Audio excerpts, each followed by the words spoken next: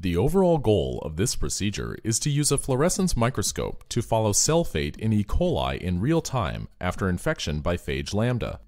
Start by creating a crude lysate of Phage Lambda, then purify the phage and infect E. coli by Phage Lambda in a tube. Continue to follow bacterial cell fate under the microscope. Ultimately, results can show, in real time, different cell fates in E. coli through the expression of different fluorescent proteins associated with cell growth or death.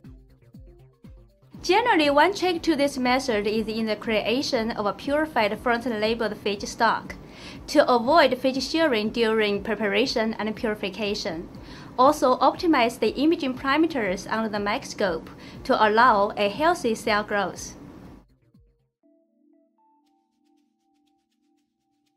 Inoculate an overnight culture of Le392 lambda LZ1 P plate star D into LBM media. At cell density of OD600 around 0.6, induce the lysogen in a 42 degrees Celsius water bath shaker.